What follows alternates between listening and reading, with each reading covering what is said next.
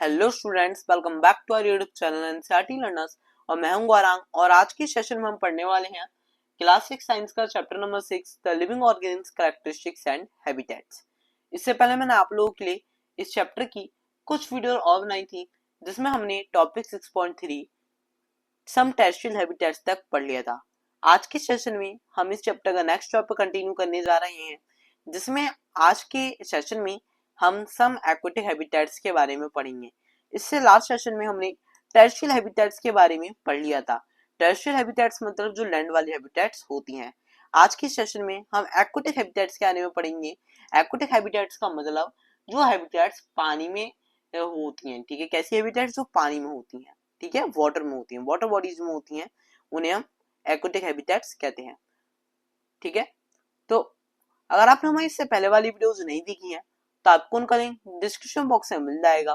साथ ही साथ आप हमारे चैनल पेज को विजिट कर सकते हैं जहां पे आपको हमारी क्लास 6 to 12 सारी वीडियोस अवेलेबल मिलेंगी।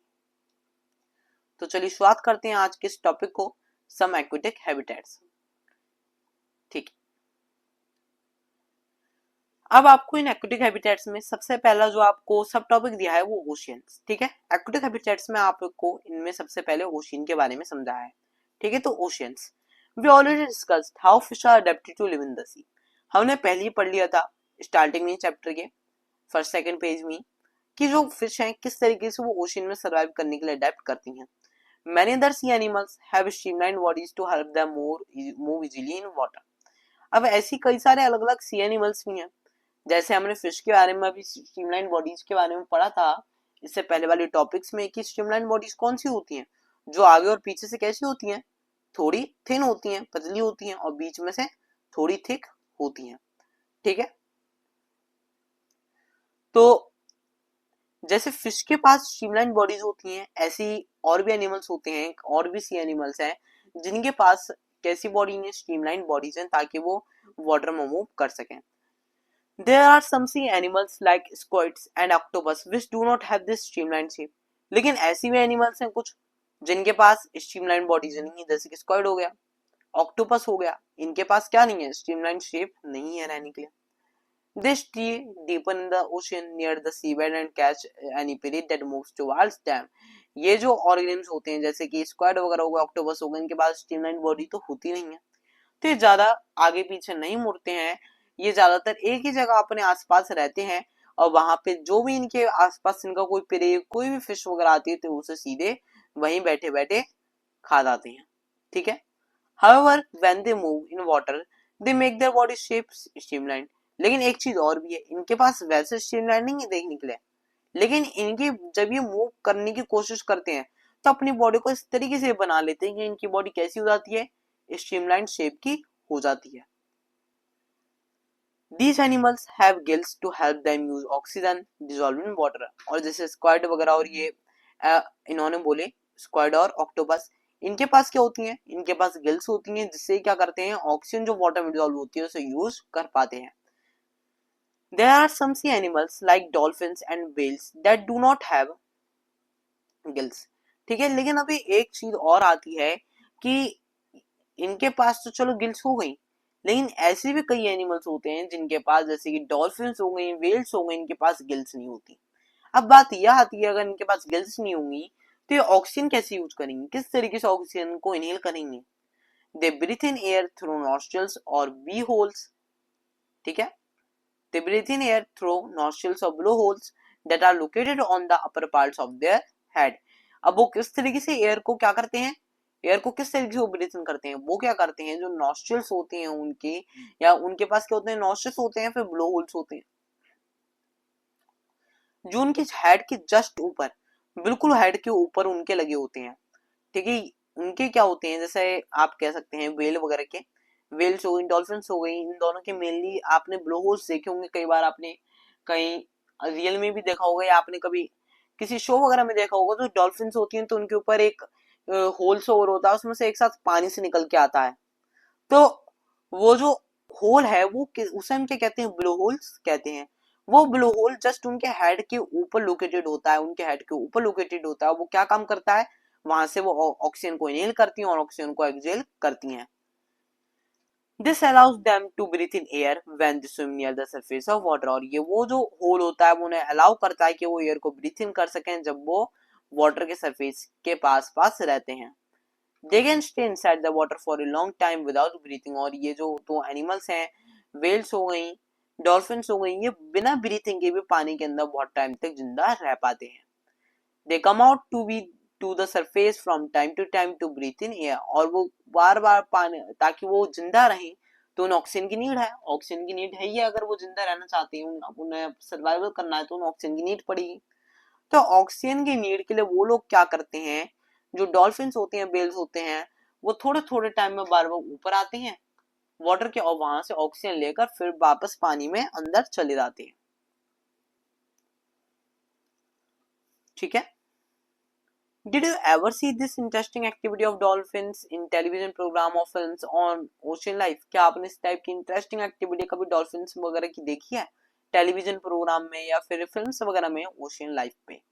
ठीक है, तो आपने वैसे देखी होगी, ज्यादातर टीवी शो में बहुत दिखाया जाता है कि डॉल्फिन शो वगैरह जो होते हैं इनमें डॉल्फिन्स के ऊपर से हेड से उनके ब्लोहोल से वाटर आपको कई बार निकलते हुए दिखाई देता है। ये था हमारा ओशियंस के बारे में। ठीक है, ओशियंस के बारे में हमने पढ़ा। अब पढ़ते हैं हमारी नेक्स्ट हैबिटेट के बारे में, पॉन्ड्स एंड लेक्स। इसमें किस तरीके से अलग अलग एनिमल्स ने अपने आप को अडेप्ट किया है, अब हम ये पढ़ेंगे। Have you seen plants growing in ponds, lands, rivers and even some drains? क्या कभी आपने देखा है कि ड्रेनेज वगैरह जो सिस्टम्स होते हैं वहां आसपास, या ड्रेनेज वगैरह में, ड्रेन्स में, या फिर पॉन्ड्स में, या फिर लेक्स में, या आप कह सकते हैं रिवर्स में भी कह सकते हैं, वहां पर साइड साइड में छोटे छोटे से पौधे उग जाते हैं। Go on a field trip to a near pond if possible. अगर आप पॉसिबल हो तो आप कहीं फील्ड ट्रिप पे जाके देखिए कहीं आसपास के पॉन्ड की, and try to observe the kinds of plants that are seen there, और वहां पे आप कोशिश कीजिए कि आप वहां पे जो प्लांट्स हैं आप उन्हें ऑब्जर्व कर सकें।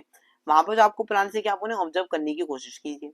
Observe the leaves, stems and roots of these plants. अब वहां पे जो आपको ओशंस वगैरह के, मतलब पॉन्ड्स, लेक्स, ओशंस तो नहीं, पॉन्ड्स, लेक्स के साइड में जो आपको वहां पे पौधे दिखाई दे रहे हो उनके आप रूट्स, लीव्स, स्टेम्स नोटिस करने की कोशिश कीजिएगा। Some of these plants have their roots fixed in the soil below the water. ठीक है, तो इन प्लांट्स के क्या होता है, इन प्लांट्स की रूट्स होती हैं, इनमें से कई प्लांट्स की रूट आपको ऐसा लगेगा कि वो सॉइल में तो है लेकिन सॉइल से होते वो पानी के नीचे जा रही है। ठीक है, मतलब पानी के नीचे वाले सॉइल में जा रही है। क्यों जा रही है इसे भी देख लेते हैं अभी। In terrestrial plants, roots normally play a very important role in the absorption of nutrition and water from the soil. देखिए, जो टेरेस्ट्रियल प्लांट्स होते हैं उनमें जो रूट्स होती हैं वो जनरली नॉर्मली बहुत इंपॉर्टेंट रोल निभाती हैं ताकि वो न्यूट्रिशन और वाटर को क्या कर सकें, एब्जॉर्ब कर सकें, सॉइल से क्या कर सकें, एब्जॉर्ब कर सकें। However, in aquatic plants, roots are much reduced in size and their main function is to hold the plant in place.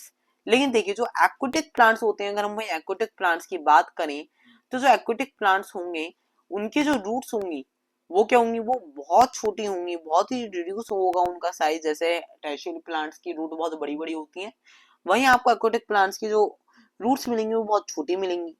ठीक है, और जो उनका मेन फंक्शन होगा बस वो यही होगा कि वो प्लांट को सॉइल के मदद से पकड़े रखें, वो ऊपर नीचे ना जाए, क्योंकि जितने भी न्यूट्रिशन है वो उन्हें वाटर से ही मिल जाएंगे। The stem of these plants are long, hollow and light. The stems grow up to the surface of water while the leaves and flowers float on the surface of water. अब देखिए, जो in plants की, aquatic plants की जो normally generally जो होती हैं stems जो होती हैं इन प्लांट्स की, वो बहुत ज्यादा लंबी होती हैं, हॉलो होती हैं अंदर से खाली, और बहुत ज्यादा हल्की होती हैं। ये जो इनकी स्टेम्स होती हैं ये वाटर के ऊपर उग जाती हैं, और जो लीव्स और फ्लावर्स होते हैं वो पानी पे फ्लोट करते रहते हैं। Some aquatic plants are submerged in water. कई ऐसे भी एक्वाटिक प्लांट्स होते हैं जो बॉडी में पूरी तरीके से, मतलब वाटर में पूरी तरीके से सबमर्ज होते हैं, वाटर के अंदर ही होते हैं। All parts of such plants are under water. उन प्लांट्स के जितने भी पार्ट्स होते हैं वो सारे के सारे अंडर वाटर ही होते हैं। Some of these plants have narrow and thin ribbon like leaves, they can bend in the flowing water. अब देखिए, इनमें से कोई प्लांट्स की स्टेम्स होती हैं वो कैसी होती हैं, नैरो होती हैं, बहुत पतली पतली सी होती हैं इन प्लांट्स की जो लीव्स होती हैं, और रिबन लाइक होती हैं, रिबन जैसी लीव्स उनकी होती हैं। ये उन्हें किस चीज में हेल्प करती हैं? जो ये लीव्स होती हैं ये बेंड हो सकती हैं बड़े आराम से फ्लोइंग वाटर में। जैसे फ्लोइंग वाटर, आपका जो प्लांट है उसकी जो स्टेम थी वो राइट साइड थी, और लेफ्ट साइड से या राइट साइड से कहीं अपोजिट डायरेक्शन से एक तरीके से क्या आ रहा है, वाटर का फ्लो आ रहा है। तो उससे क्या होगा, जो लीव्स हैं उन पर लोड पड़ेगा। जो उन पर लोड पड़ेगा, उस लोड को कंट्रोल करने के लिए वो क्या करेंगी, वो अपने आप को बेंड कर सकती हैं ताकि वो थोड़ी सी मुड़ जाए और खराब ना हो। उससे क्या होगा, उनकी जो लाइफ लाइन है वो इंक्रीज होगी।